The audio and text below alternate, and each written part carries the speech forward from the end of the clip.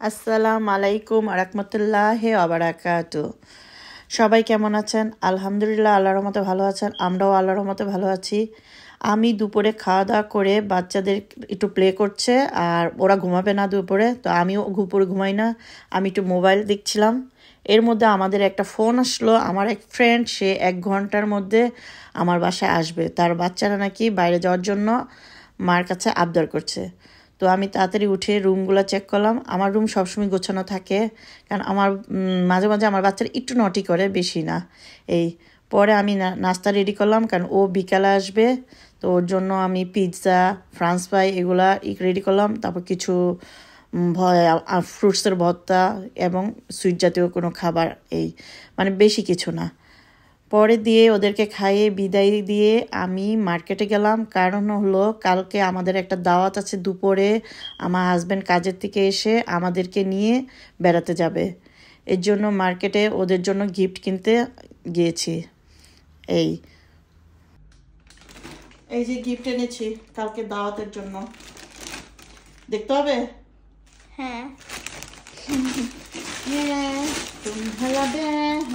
ওই বাসা বেবি আছে, তো বেবিদের জন্য চকলেট। কত বয়স বেবি? আমি বেবি মামি না, তোমাদের থেকে একটু ছোট হবে। গিফট খুলতে হবে। ইয়েস। সুন্দর আছে না? সুন্দর দেখা যায় তো বক্সের থেকে।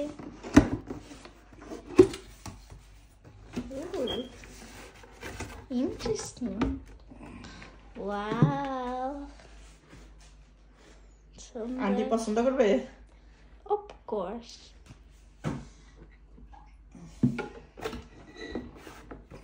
কালকে দাওয়াতের গিফট রেডি।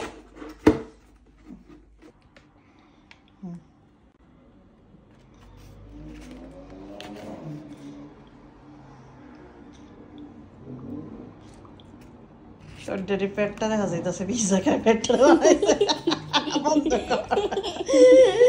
বন্ধ করো। মাম্মি, এটা অনেক মজা কেন? কারণ আমরা এসে পড়লাম আজকে লন্ডনে একদম লাস্টে বেড়াতে আমার হাজব্যান্ডের ফ্রেন্ডের বাসা। আমি কি ওর বাসা ভিডিও করতে পছন্দ করি না, কারণ হলো আমার ভালো লাগে না, কারণ যার যার প্রাইভেসি আছে।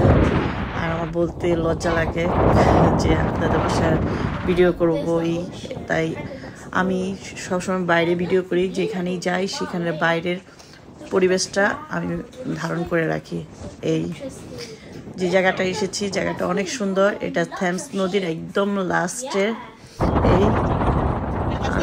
প্রচুর ঠান্ডা বাতাস। যাই হোক, জায়গাটা খুবই সুন্দর। আমার খুব ভালো লেগেছে। বাসার থেকে বাইরে আমার বেশি ভালো লেগেছে।